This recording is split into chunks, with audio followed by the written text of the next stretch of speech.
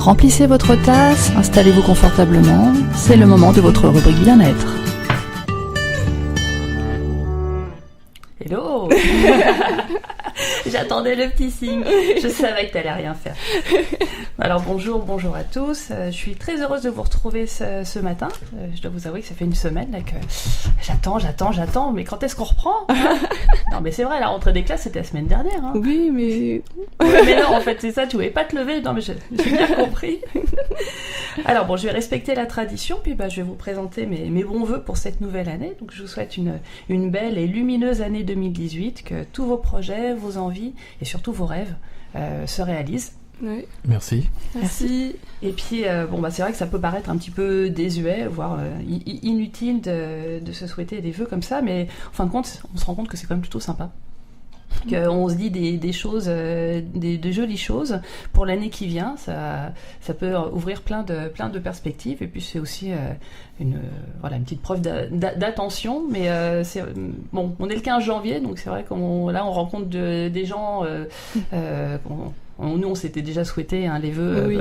par messagerie, mais c'est vrai qu'on n'y pense pas. Donc rappelez-vous, jusqu'au 31 janvier, vous pouvez souhaiter les bons vœux, puis même après. Hein. Ouais, c'est ce que j'allais dire. Il n'y a aussi. pas de limite. Si on se rencontre, février. Joyeuse Pâques et bonne année, ça peut le faire aussi. Hein. Alors, le passage à la nouvelle année, c'est aussi souvent synonyme de bonne résolution. Hein, qui n'en a jamais pris Moi. C'est vrai ? Non. Ah. non, mais j'en prends pas. Parce que, je trouve que c'est pas... on s'y tient jamais vraiment, en fait. En fait, ouais, c'est souvent ça le problème, c'est que on se promet à soi souvent plein de choses. Là, entre le 31 et le 1er, on a le champagne à la main, ou le champomis, enfin, voilà, ça dépend de l'âge qu'on a. Et puis, une fois qu'on a digéré le champagne, les huîtres, et puis le trop plein de fêtes, on a du mal souvent à s'y mettre, ou alors ça tient 3 jours ou quelques semaines. Et on oublie aussi. On peut aussi oublier. Alors vous, cette année, donc Fanny, j'ai l'impression que tu n'as pas pris de bonnes résolutions. Est-ce que autour de la table, vous en avez pris des bonnes résolutions ?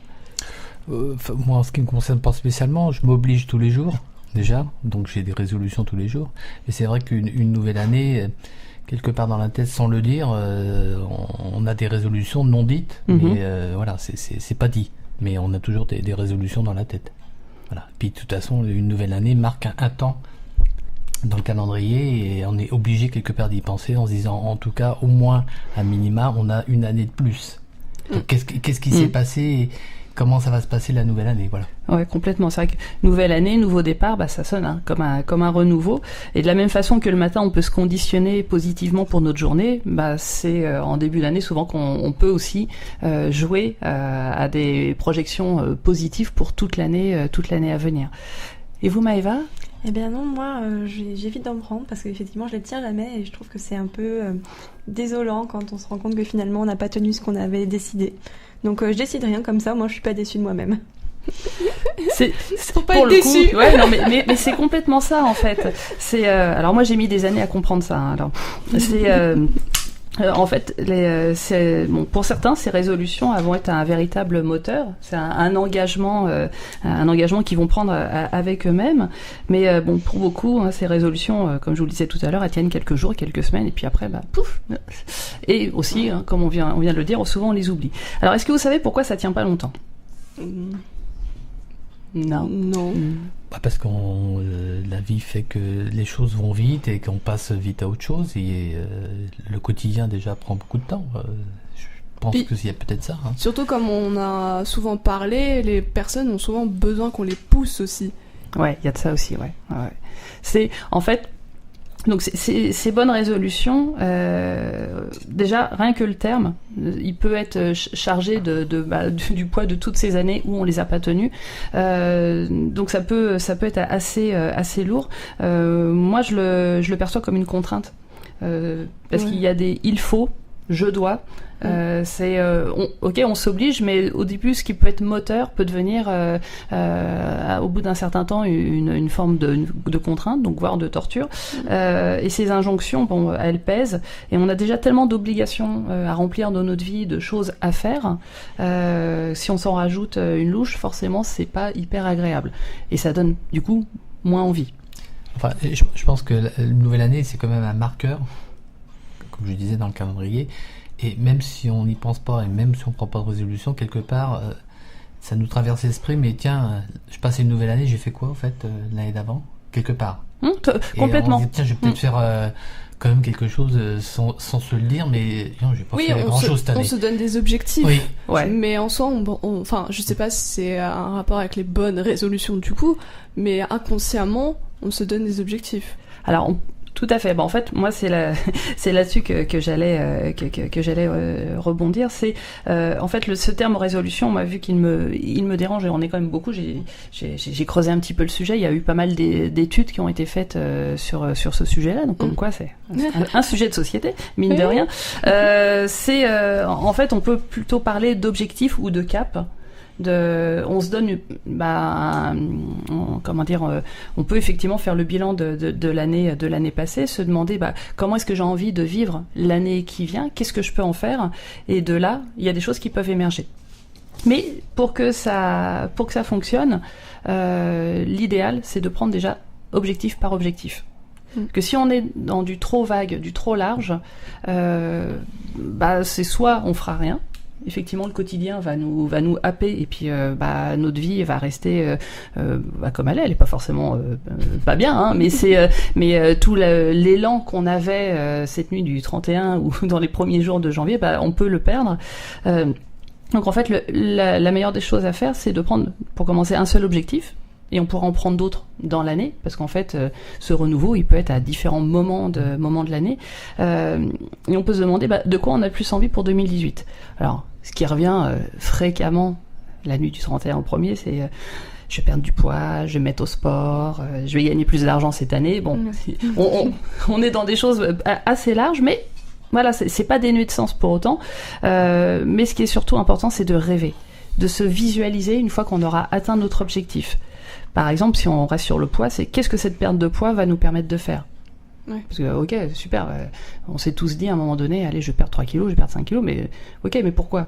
Il y a quoi derrière ? C'est pour rentrer dans un critère de beauté, c'est pour faire comme les autres, c'est parce qu'on nous a dit arrête de manger, j'en sais rien. Enfin, il peut y avoir beaucoup de choses derrière, donc il faut trouver vraiment ce qui nous anime, nous, donc pourquoi on le fait. Si notre souhait c'était de gagner plus d'argent, ok, c'est qu'est-ce qu'on va en faire ? C'est partir en voyage, acheter une voiture, investir dans quelque chose. Mais il faut qu'il y ait du concret derrière pour que vraiment ça nous motive. Après, la motivation, si c'est de mettre plein de zéros sur le compte en banque, pourquoi pas ? Mais là déjà, on le formalise. C'est pas juste on lance en l'air comme ça. Je veux juste gagner plus. Donc en fait, il faut donner vie à cet objectif. Alors pour ça, on peut l'écrire, le dessiner. On peut aussi faire un tableau de visualisation, c'est-à-dire découper des images dans des magazines qui représentent, qui ressemblent à ce qu'on aimerait obtenir. On colle tout ça sur une feuille et puis on le met dans un endroit où on va pouvoir le regarder assez souvent. Ça permet de se projeter. Ça permet de donner du corps à notre envie. Donc je vous disais, on va oublier les phrases qui sont trop généralistes, on va aller sur des objectifs relativement précis.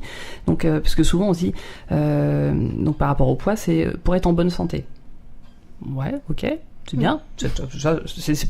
C'est comme arrêter de fumer, c'est juste pour être en meilleure santé. Ouais, mais qu'est-ce que toi, perso, ça va vraiment t'apporter ? C'est ça qu'il faut, c'est là-dessus qu'il faut affiner. Parce que, en plus, pour que ça fonctionne, il faut que ça nous donne envie, mais super envie. Parce que sinon, on retombe dans le process de la contrainte, et puis, ouais, ok, je sais que c'est pour ma santé, mais voilà, quoi. Et puis là, le pot de Nutella qui passe devant nous... ils vont dire, oui, c'est bon, je suis en bonne santé, pas besoin. Oui, en fait, mais oui, c'est ça, c'est parce que, en fin de compte, je m'en sors plutôt bien, j'arrive à faire un peu de sport, je rentre quand même dans mon jean, donc, pourquoi je vais maigrir ? Voilà. Alors que il y a peut-être une autre envie plus cachée, une envie cachée qu'il faudrait, ce serait bien d'affiner. Alors comment on peut faire pour arriver à tenir cet objectif ? Donc notre objectif, on peut le découper en étapes.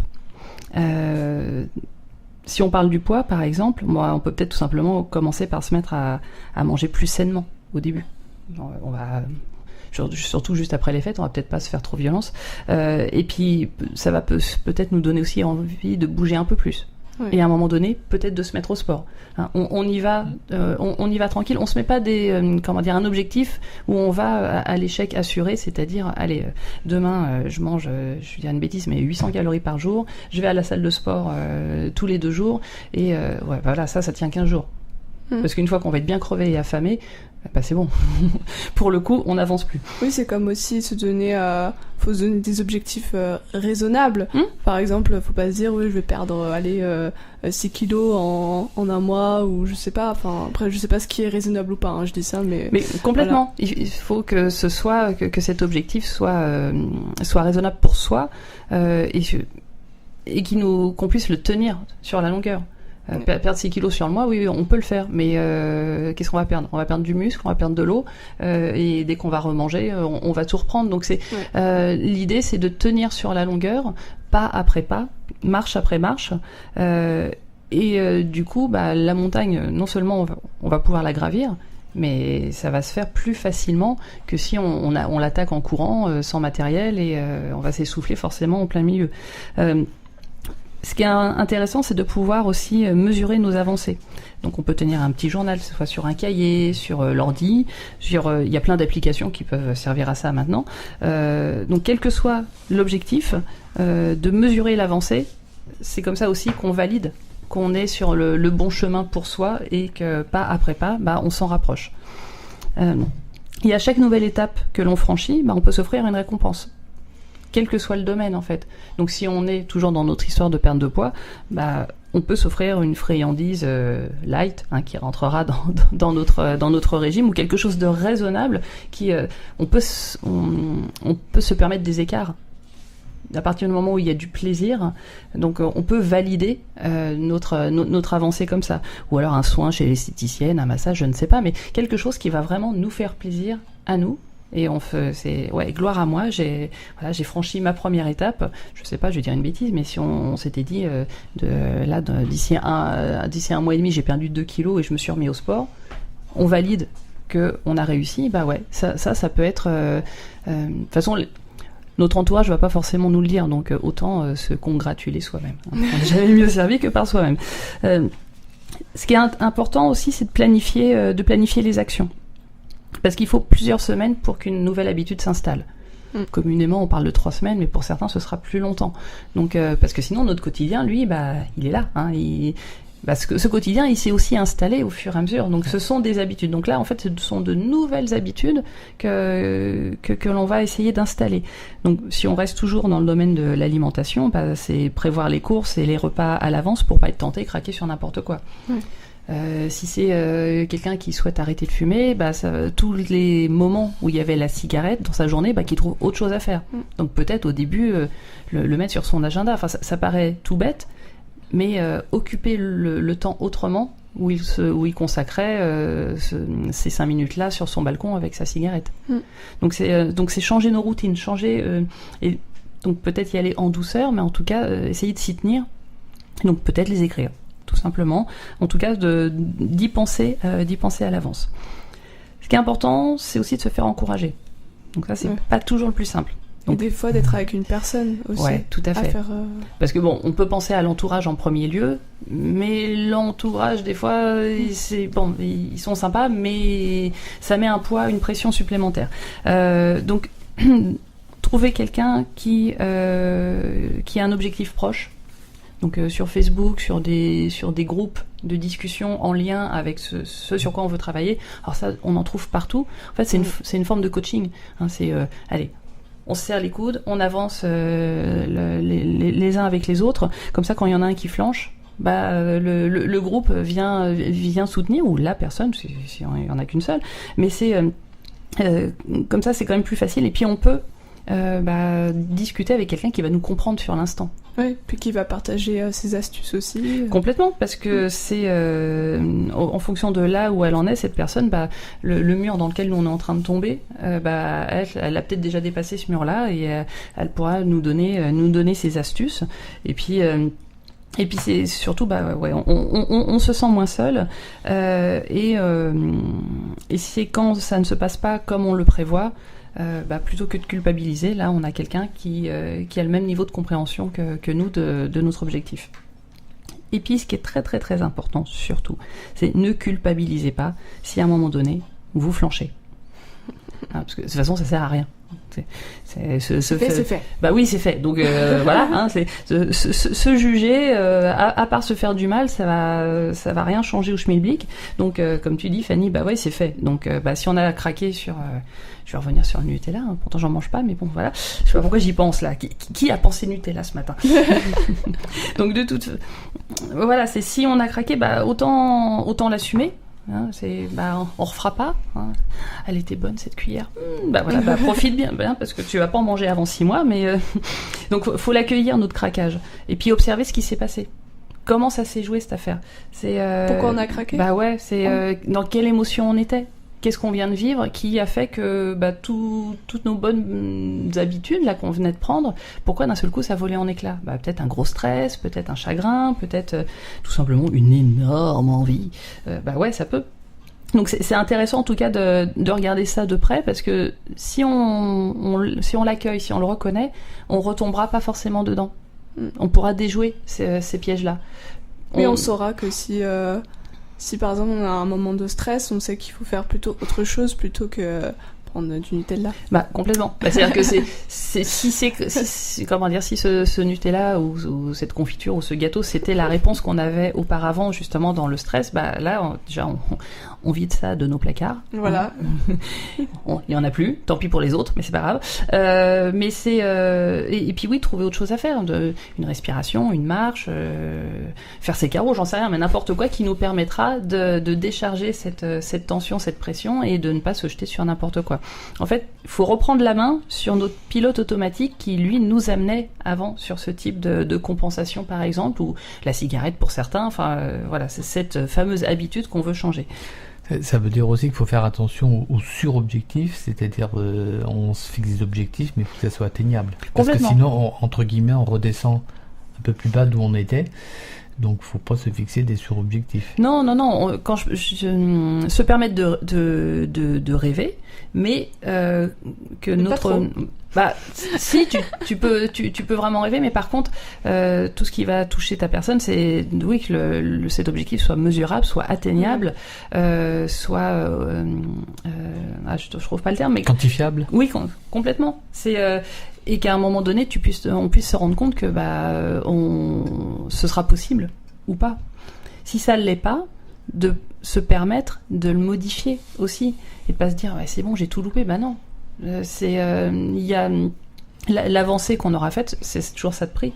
Et peut-être que on s'y remettra X temps après, mais de pas se décourager.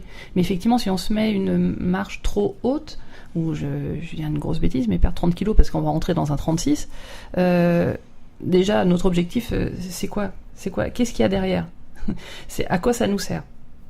Bon, pour certains, c'est, je sais pas, je veux défiler sur un podium. Ok, pourquoi pas?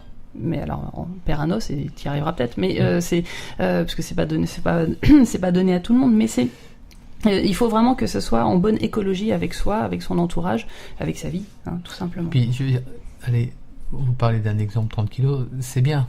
Vous perdez 30 kilos, mais après, faut rester. Mais oui. C'est ça le problème. Ouais. Et retomber, c'est pire. Si c'est pas bon pour notre métabolisme, si on fait ça trop rapidement, en dépit du bon sens, parce que l'objectif c'était juste de rentrer dans ce fameux jean que on n'est pas rentré dedans depuis 15 ans. Non. On tiendra pas effectivement, et puis on reprendra, et puis là notre estime de soi va en prendre un sacré coup. Si c'est se mettre à fond au sport et puis au début y aller justement trop fort et s'épuiser, et après on va regarder notre abonnement à la salle, on va regarder notre paire de baskets, et puis ça va être quoi? Pauvre cloche, t'y vas plus, tu payes pour rien.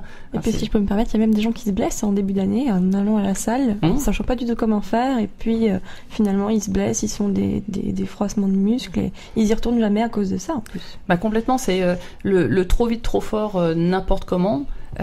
Ça, pour le coup, ça mène pas très loin. Donc faut se respecter. Et que notre objectif soit donc en rapport avec ce que l'on peut réaliser.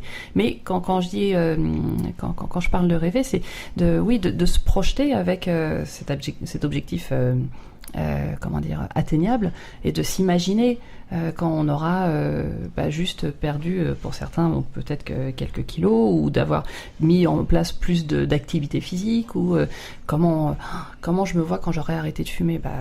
Ouais.